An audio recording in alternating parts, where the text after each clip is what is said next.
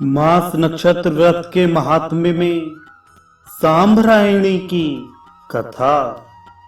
युधिष्ठिर ने पूछा, भगवान, आपने सांभरायणी की प्रतिमा बनाकर पूजन करने को कहा है।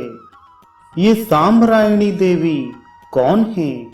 आप इसे बतलाएं।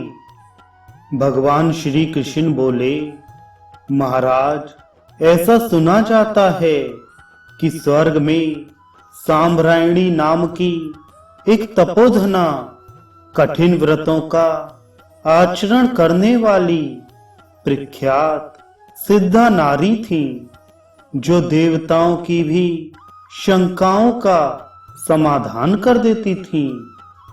एक समय देवराज इंद्र ने देवगुरु बृहस्पति से पूछा, भगवान, हमारे पहले जितने इंद्र हो गए हैं, उनका क्या आचरण और चरित्र था? आप कृपा कर इसका वर्णन करें।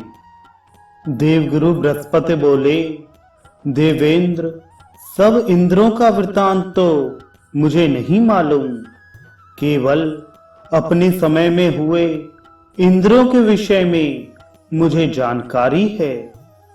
इंद्र ने कहा, गुरु, आपके बिना हम ये वृतांत किससे पूछें? बृहस्पति कुछ काल विचार कर कहने लगे, पुरंदर, इस विषय को तपस्विनी धर्मज्ञा सांभरायणी देवी से ही पूछो। यह सुनकर बृहस्पति को साथ ले देवराज इंद्र सांभरायणी के पास गए। सांभरायणी ने बड़े सत्कार से उनको बिठाया और अर्घ आदि से पूजन कर विनय पूर्वक आगमन का प्रयोजन पूछा। इस पर बृहस्पति जी बोले, सांभरायणी, देवराज इंद्र को प्राचीन वृतांत सुनने का बड़ा कौतूहल है। यदि आप विगत इंद्रों का चरित्र जानती हो तो उसे बताएं। सांभरायणी बोली, देवगुरु, जितने इंद्र हो चुके हैं, सबका वृतांत मैं अच्छी तरह जानती हूँ। मैंने बहुत से मनुओं, देव सृष्टियों और सप्तऋषियों को देखा है। मनु पुत्रों को भी जानती हूँ और सब मनमंत्रों का चरित्र मुझे ज्ञात है। जो आप पूछें वही मैं बताऊंगी। सांभरायणी का यह वचन सुनकर देवराज इंद्र और देवगुरु बृहस्पति ने स्वयंभू, स्वरोचेश, उत्तम, तामस, रैवत, चाक्षुष आदि मनुओं, मनवंतरों और व्यतीत इंद्रों का वृतांत उससे पूछा। सांभरायणी ने संपूर्ण वृतांतों का यथावत वर्णन किया।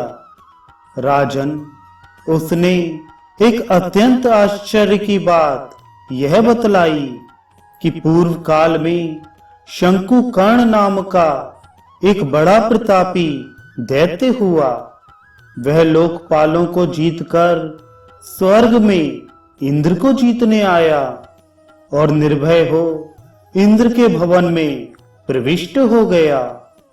शंकुकर्ण को देखकर इंद्र भयभीत होकर छिप गए और वह इंद्र के आसन पर बैठ गया। उसी समय देवताओं के साथ विष्णु भी वहां आए। भगवान को देखकर शंकुकर्ण अत्यंत प्रसन्न हो गया और उसने बड़े स्नेह से भगवान का आलिंगन किया। भगवान उसकी नीयत को समझ रहे थे, अतः उन्होंने भी उसका आलिंगन कर ऐसा निष्पीड़न किया कि उसके सब अस्थि पंजर चूर चूर हो गए और वह घोर शब्द करता हुआ मृत्यु को प्राप्त हो गया। दैत्य को मरा जानकर इंद्र भी उपस्थित हो गए और विष्णु भगवान की स्तुति करने लगे। साम्भरायणी ने पुनः कहा, देवराज, यह वृतांत मैंने अपने नेत्रों से देखा था। इंद्र ने साम्भरायणी से पूछा, देवी, इतने प्राचीन वृतांत को आप कैसे जानती हैं? साम्भरायणी ने कहा, देवेंद्र, स्वर्ग का कोई ऐसा वृतांत नहीं है जो मैं ना जानती हूं। इंद्र ने पूछा, धर्मज्ञ, आपने ऐसा कौन सा सत्कर्म किया है जिसके प्रभाव से आपको अक्षय स्वर्ग प्राप्त हुआ? साम्भरायणी बोली, मैंने प्रतिमास मास नक्षत्रों में 7 वर्ष पर्यंत भगवान अच्युत का विधिवत पूजन और उपवास किया है। यह सब उसी पुण्य कर्म का फल है।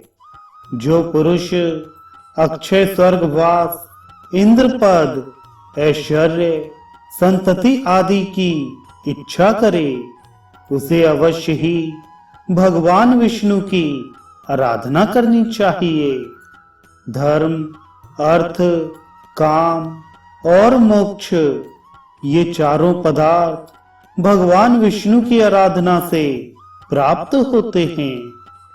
इतना सुनकर देवगुरु बृहस्पति और देवराज इंद्र साम्भरायणी पर बहुत प्रसन्न हुए और दोनों भक्ति पूर्वक उसके द्वारा बताए गए मास नक्षत्र व्रत का पालन करने लगे।